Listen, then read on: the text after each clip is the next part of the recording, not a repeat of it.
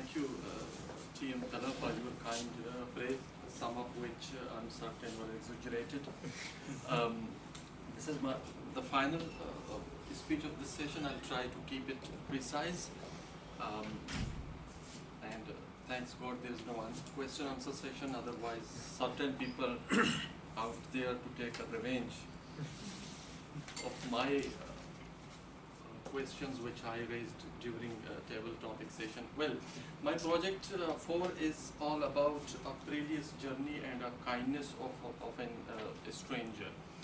But let me put this thought-provoking question to you. Have you ever experienced a kindness of a complete stranger somewhere in your life?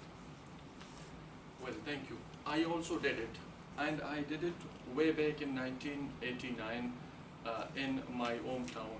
But before going to the project, let me put this story into context by introducing my area. Unlike other part of Pakistan, my home district consists of various coastal communities which is in district Gwadar. Now the other province Sindh, barring Karachi and Tata, Punjab and KPK is largely consist of agrarian societies. So in a way we never experience words like productive crop, abhyana, or fertile land. In my community, we always heard things which is related to the sea. In fact, in our area, it is said that I fish, therefore I am.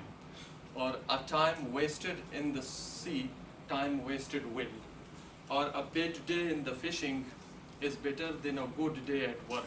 That is how we, keep on self-praise ourselves and our profession.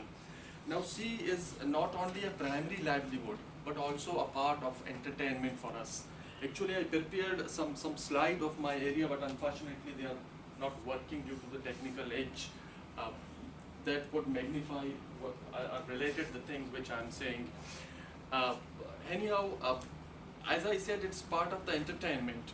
We always go see even for picnic, and these events are always insignificant, except one journey I undertook while I was in high school back in 1989 with my friend. We actually left a late afternoon from our town to a nearby island which is called Astola Island. It is near Pasli, 150 kilometers away from us. So when we started our journey through an old double-decker boat from my hometown, the sea was calm, there was no cyclone in the sea, the waves were gently, moving towards the coast and entrenching the sea. The palpitating the pulse of sea was very calm and very steady, peaceful. When we left in the evening at 6 o'clock, after spending some time when the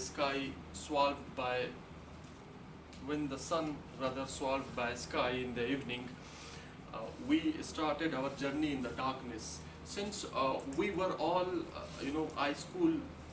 young high school boys back then, we just started sing song, and we just departed for that idyllic land where we are supposed to swim, diving or running or everything of entertainment in the boys will be boys spirit. So but after 50 minutes of journey, we heard something very strong, and that something was very different what happened to the great Titanic. It was a sudden voice heard by everyone, and our boat has come a complete halt immediately. So everybody said to each other, what happened?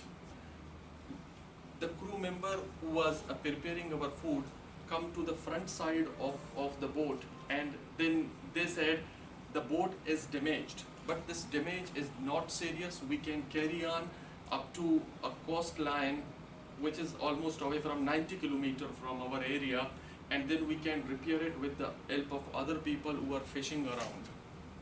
So in the face of a confident captain, it was very difficult, to be serious.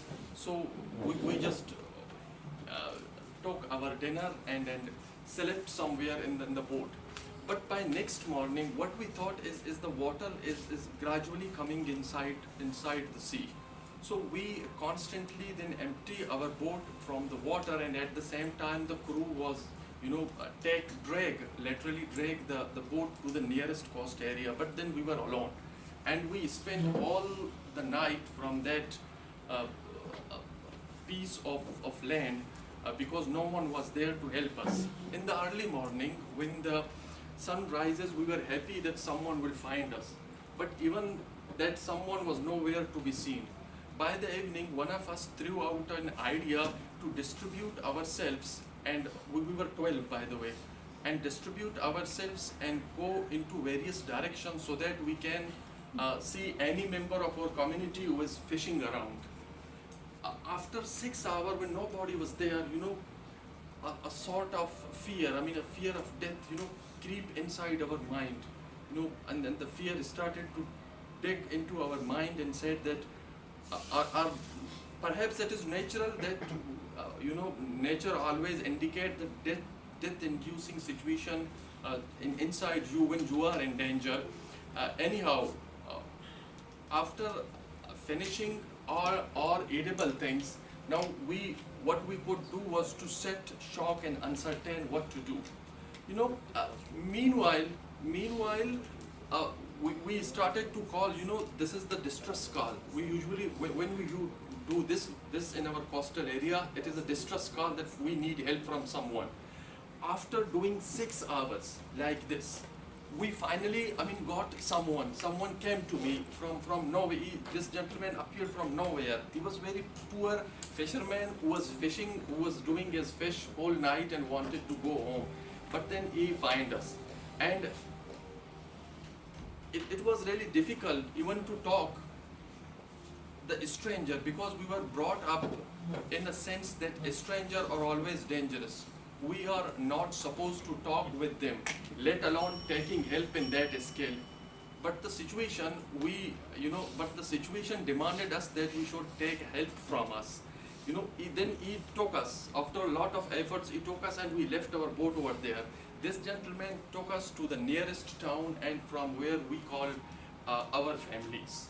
And I offered him, he was very poor, as you know, every fisherman is typically poor. He was not exception to the rule.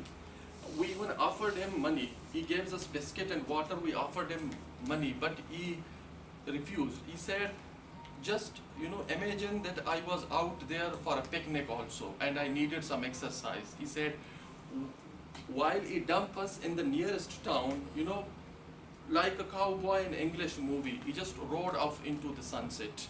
I am till today still grateful to that gentleman. Thank you very much.